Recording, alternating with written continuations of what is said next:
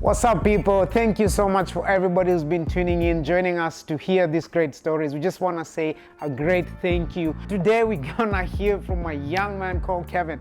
Wow, this story is amazing, man. Within the first week, this guy had already met his first challenge, but guess what? He actually overcame the challenge. So tonight we're gonna hear from Kevin, hear what really happened and how he overcame the challenge. So don't touch that dial, guys. I don't wanna spoil the story. I don't wanna say too much, but guys, hang in there. Let's go meet Kevin and hear what Kevin has for us today.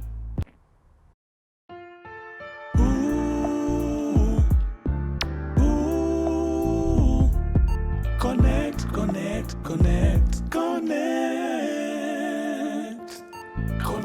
Kupata information unataka. Connect. Life ni journey pia ni process. Connect. For every step una make, it brings a different outcome. It always comes together. Everything in life is a process. Life is a journey. Life is a journey. Believe in the process. Everything in life comes together. Life is a journey. Life is a journey. Believe in the process. Yeah. Inspiring, informing, and impacting. This is the Connect.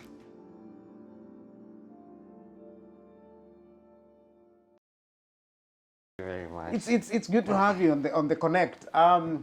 Maybe for our viewers out there, just tell us a little bit about yourself. Your camera is right there. You can just tell us who's Kevin, and at least we get to know you, and then we can continue from there.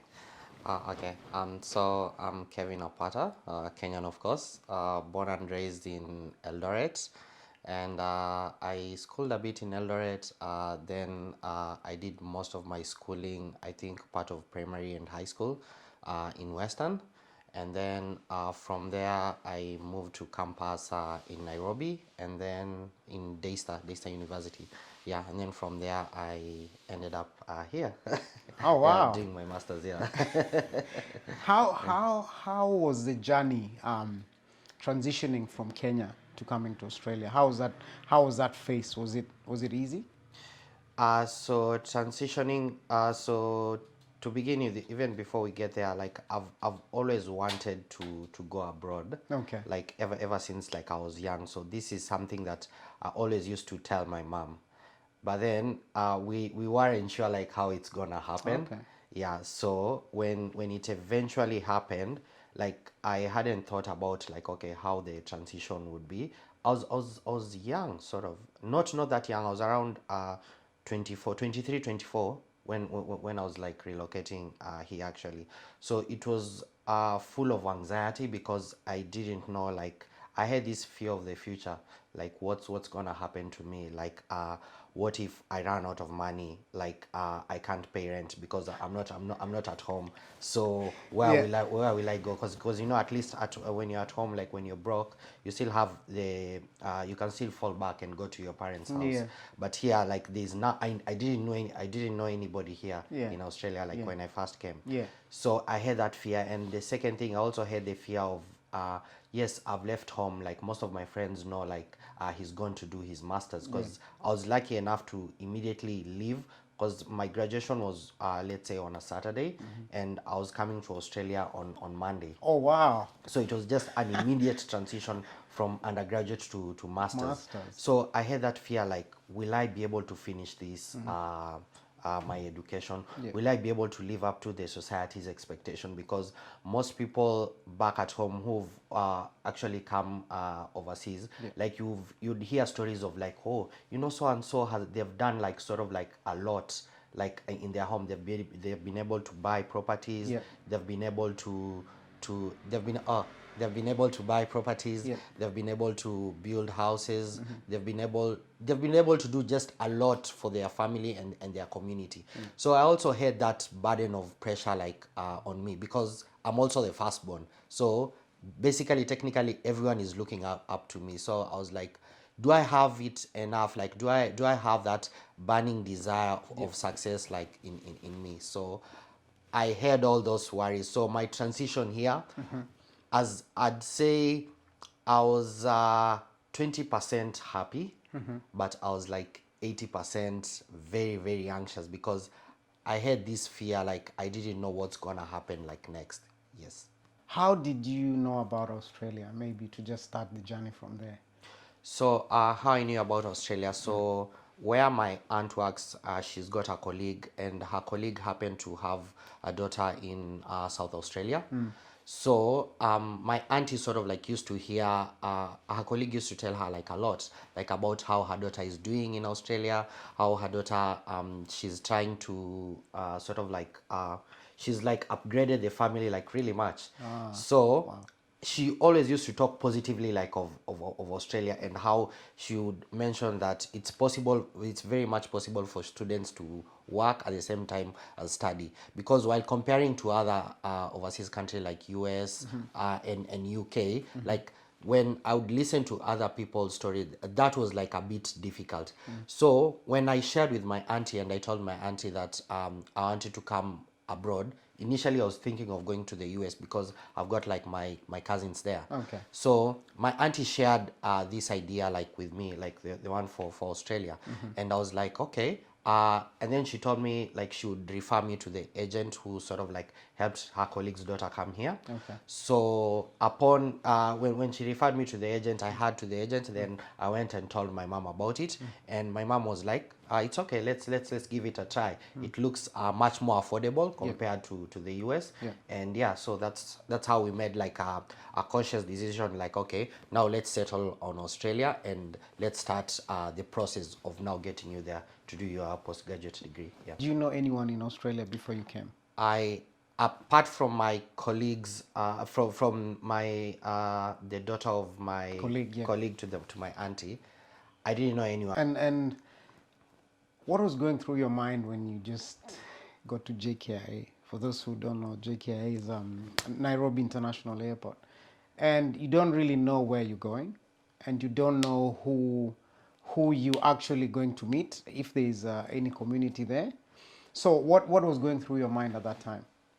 There was a bit of excitement because, like, hey, this was my first international flight, trip to go. Like, so I was a bit excited about that. Yeah. But now the fear clouded like the entire journey, like I had mentioned like initially, because I was like, okay, so this is it now. This is what I've decided.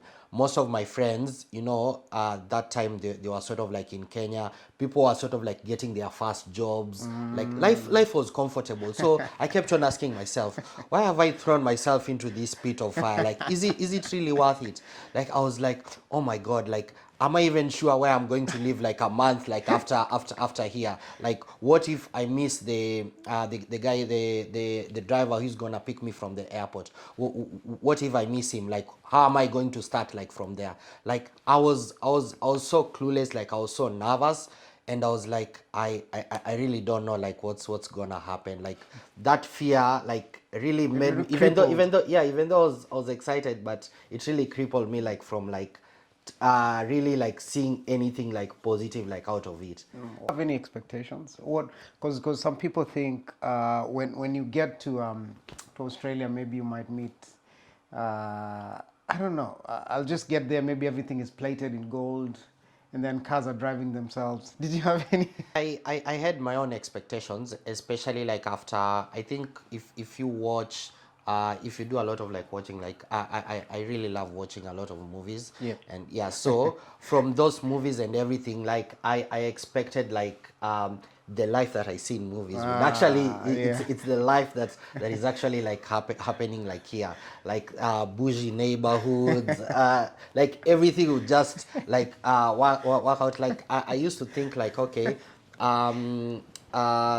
Australians now, the Aussies, yeah. So I used to think like they are really very supportive people, and especially if there is a foreigner, like if you're a foreigner, like they would really do a lot to make you sort of like try to fit in. So I sort of like came with that genuine, Expectation, that expectation. And was that met? Just tell us. Right. Let me take you back a bit. So now you've landed. Yes. You're at Tullamarine Airport. So Yes. from there, was your expectation met? So when I landed, It was somehow met because sort of like the the employees who worked at the border patrol, they were friendly, they were really friendly. And so I was like, okay, this is different, because I was trying to compare that to the border, Yeah. like in Kenya. Yeah. And it was like, okay, these are two different worlds. So I was like, partially yes, it was met like in the airport, like in my reception. And then also the fact that I also found the driver, because the uni booked a driver to come and pick you me up, up. yeah. Yeah. So also from there, like I found that expectation like was met. But then from later on, I found that Australians don't really believe in community living, like from like how we usually come. It's like every man for himself, God for us all. Yeah. So was that a culture shock? Yeah. That was a major culture Journey shock. you've come to study. Yes. How did the journey start now from the airport to school? To school. So now you can give us the journey and Okay. how it continued. So from the airport to school, initially, and I think it's a good thing which Deakin did, and I hope it still does it. So what Deakin normally does is every international student, once you've received your COE, they sort of like send you a request and ask you to like, okay, join like a Facebook group where there are other new international students who are joining for that particular semester. And then in that group, they also like maybe past international students like who are also who previously joined it earlier. So being in that group made me sort of like strike a conversation, I think, with I sort of like try to make friends with one guy from Nigeria. I think his name is Obim. Yeah, so we got to know each other from there. And then while we were talking on the group post, somebody just hopped in there, and then because we were talking about accommodation, so someone hopped in there and then he said like, hey, I can be able to sort you guys out with accommodation. It's just like 2 minutes away from Deakin. And it's a shared accommodation. We exchanged numbers and then we continued talking more. And he was like, don't worry about payments. I'm happy for you to pay me once you're here. So when I was arranging for my travel, I actually shared the details of where I'm gonna stay with the uni. So the driver took me from the airport like to that place. Oh, wow. And then so it was a shared house. And then getting there, we were several like there were actually I think like four. There were 4 people living there. They're all from India. Yeah. So they were my first point of contact, like In Australia. Yeah, in Australia. Yeah. So immediately I got here, they said like, oh, let's actually all go for dinner.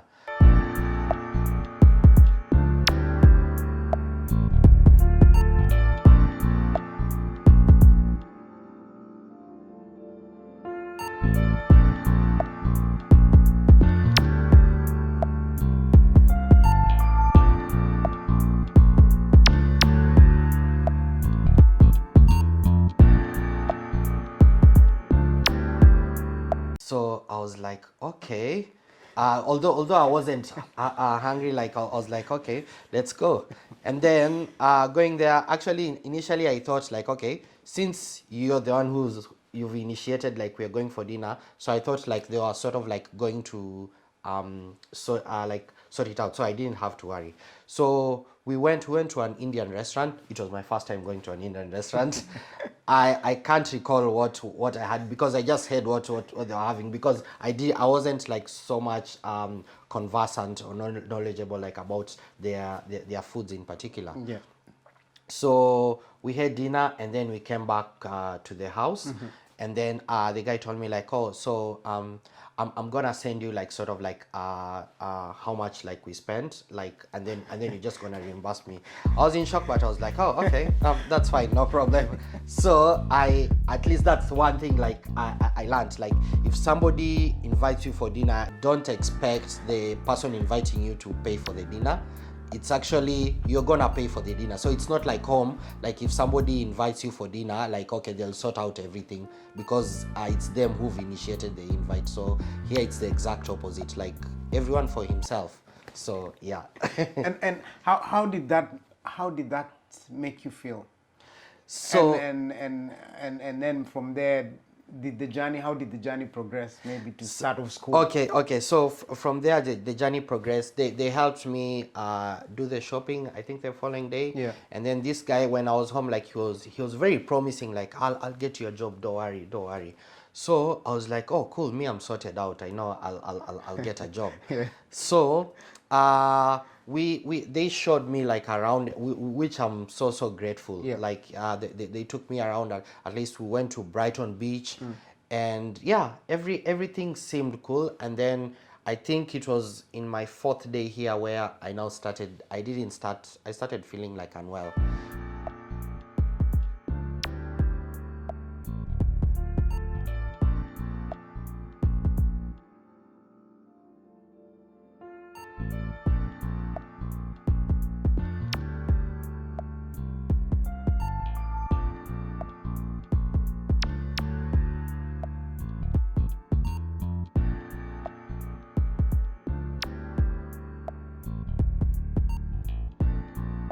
Initially, I thought like it was jet lag, Yeah. and even when I talked to my mom, Yeah. my mom told me the same. Like, okay, that must be jet lag because she's traveled a lot, so she understands it. So I was like, okay. So she just told me you need to rest a lot, you need to have a lot of fluids, and just make sure like you eat well. I did that, but as the day progresses, like it kept on getting worse and worse. Wow. And to make it worse, it was winter. That was also even another hit, like for me. So the fact that it was cold and I was having like fever, Yes. like I was really feeling bad, even able like to eat. So my housemates, they were very helpful. Yeah. They were very good people. Yeah. And what they did, one made rice. And then I think it was mixed with vegetables. Yeah, if I'm not wrong. Yeah. So when I ate that food, I just started, I think, vomiting like instantly. So that's when we knew like, hey, this thing it's gone like out of control. And I think it was on a Sunday, and then Monday orientation starts. Sips drink, man. We have to.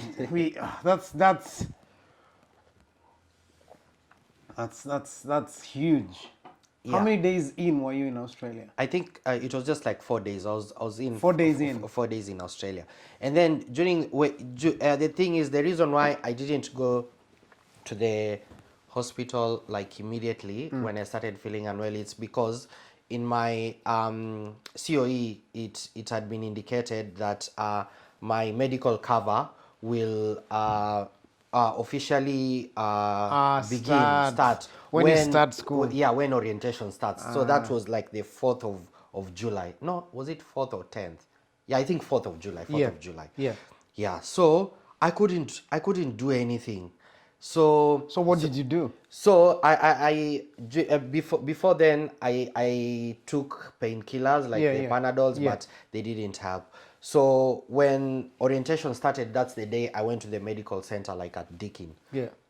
So going to the medical center, I saw a GP, and they told me like, okay, I think whatever you're feeling, you sort of like just need a Panadol, because at that time I was having serious headache and fever. So she just told me like, just take Panadol and you'll be okay. And she prescribed for me, and I got it like from the pharmacy. And then I was like, okay.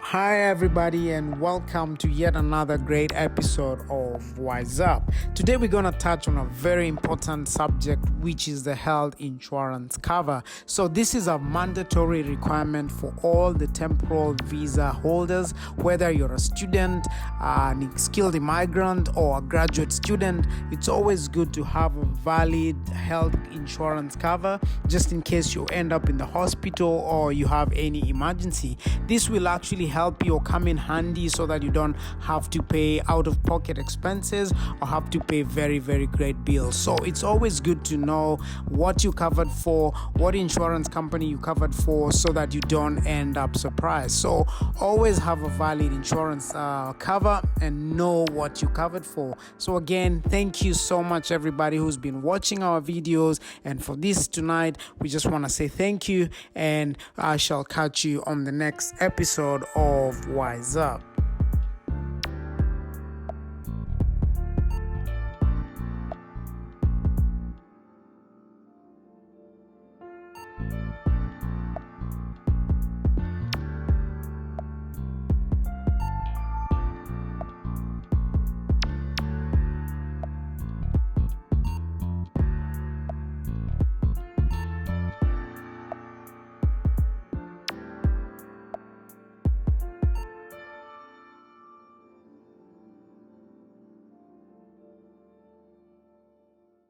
During that time, I think that was the first day, then the second day. So there is someone else who there's a new student who also coincidentally came to the same shared house. Yeah. And coincidentally, he's Indian as well. He's called Arjun.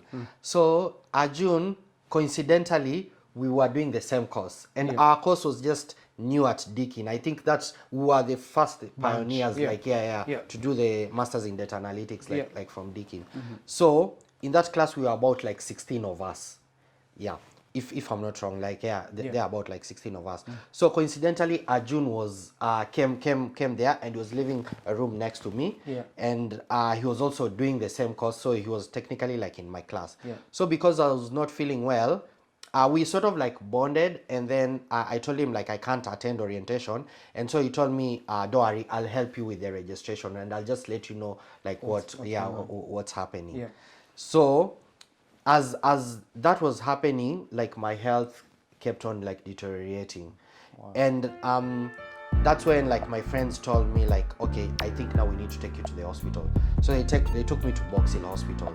So when I reached in Box Hill, at that time, like I was really, really bad. I don't think like walking was even sort of like a problem. So they used a wheelchair to wheel me actually to the emergency. So they at the emergency, I think there are nurses there on the reception. The reception. So they sort of like took my details, and then they told me like, okay, they'll have to actually test me and just find out like what is going on. But they told my friends like definitely at his condition, like he cannot like go back home. So they took like a lot of tests, and I was now starting to feel now really, really, really bad. So I think they gave me something to help me actually rest. So, and then by the time they were admitting me, they actually went and put me to the ICU. Wow. So, just to understand, right? Just a recap. Is really quick, and I like it. So 4 days in or 5 days in Australia. Yeah. So we're counting 5 days. Yeah. That's around the sixth day, I'd say. Yeah. Sixth day. Yeah. And then you admitted to hospital. Yeah, I was straight admitted to ICU. Yeah, and then they took me straight to ICU because.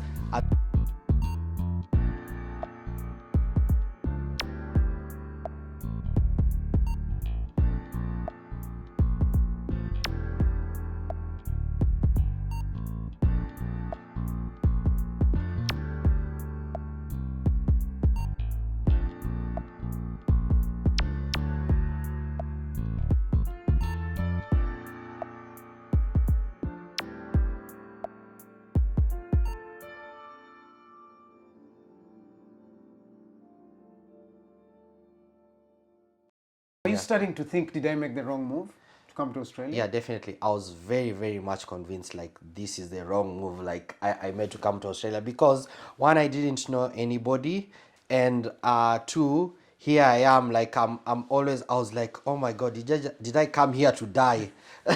Like I was almost on the brink of death, and I'm like, no, like I was and I think during that time you get to have like a lot of like hallucinations like in between. Like it was so bad.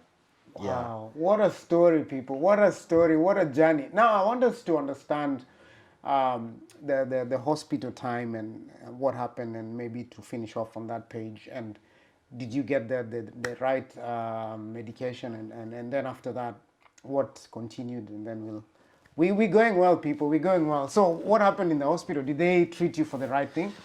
So it took a while before they knew like what to actually treat for, and I'm grateful for one doctor. I can't really remember his name. So he asked me like, is there anybody like you'd want to talk to, like a family member? And then yeah, I told him like, yes, my mother, because I'm very very close to my mother.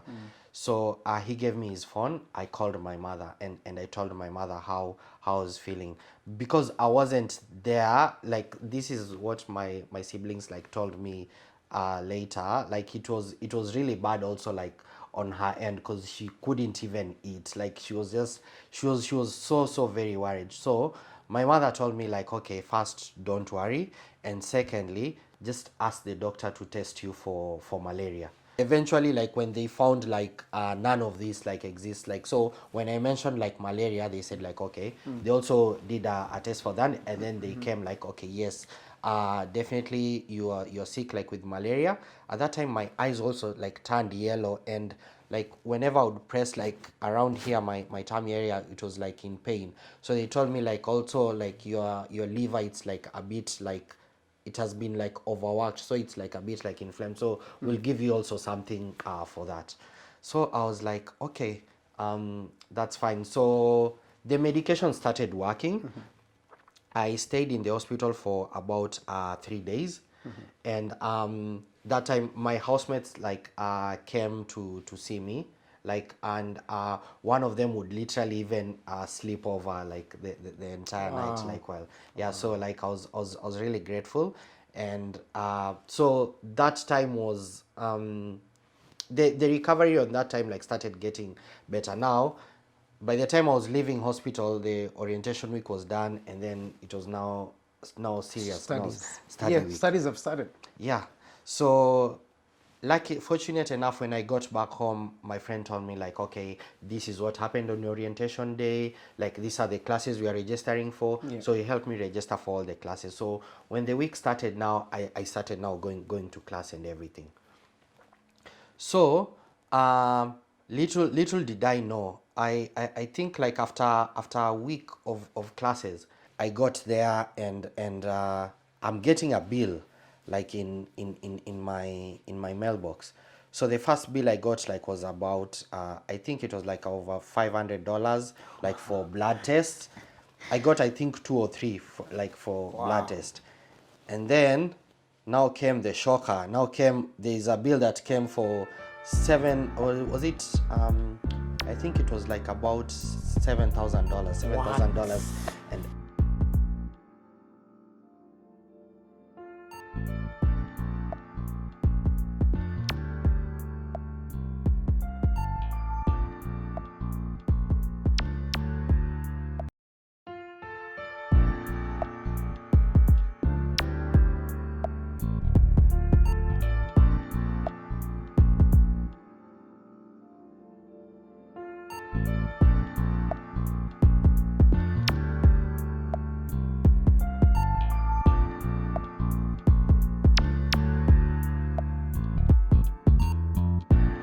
we just I just kept on it, and I said like, okay, I'm gonna call the hospital.